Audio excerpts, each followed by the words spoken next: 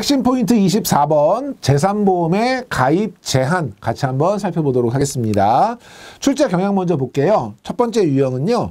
상법상 사망사고 담보에 가입 제한이 되는 대상은 해가지고 이런 경우에 이 유형에서 가장 많이 나오는 거는 만 15세 미만.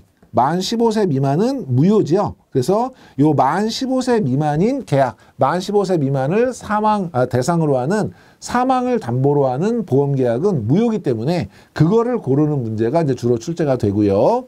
두 번째 유형은요.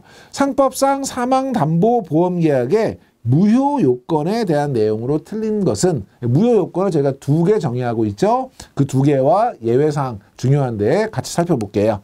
자, 보험 계약의 무효는 두 가지입니다. 무효라고 하는 것은 원천적으로 법적 효력이 없는 것이죠. 그러니까 계약이 성립됐다 하더라도 효력을 인정하지 않기 때문에 보상을 받거나 할 수 없도록 하는 거예요. 그 이유는 첫 번째, 15세 미만자. 15세 미만자는 미성년자 중에서도 15세 미만인 경우에는 정상적인 의사결정을 하기가 어려운 그런 나이죠. 이러기 때문에 그 15세 미만을 사망을 담보로 하는 그런 보험 사고로 하는 계약에 대해서는 원천적으로 효력을 인정하지 않겠다는 거고요. 두 번째, 심신상실자.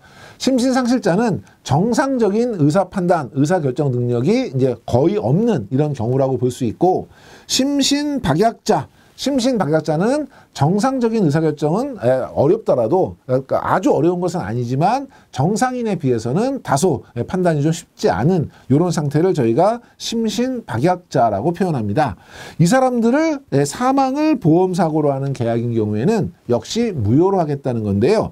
이 두 개의 취지는 어떤 취지냐면 지금 이제 완전히 의사결정을 할 수 없는 본인의 어떤 독자적인 의사결정이 불가능한 어찌 보면 사회적인 약자에 해당하는 사람들이 보험 범죄의 대상이 된다든지 아니면 기타 그 밖의 다양한 범죄에 어떤 노출되는 이런 상황들을 원천적으로 봉쇄하기 위해서 그를 담보로 하는 그를 대상으로 해서 사망을 담보로 하는 보험 계약은 원천적으로 인정하지 않겠다라는 이제 취지로 여러분이 이제 이해해 주시면 되고요.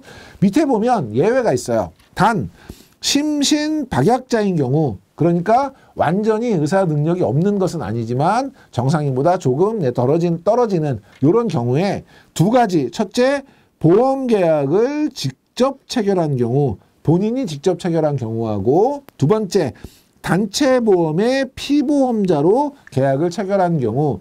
단체보험 같은 경우에는 본인이 가입하고 싶다고 해서 가입하는 것은 아니죠.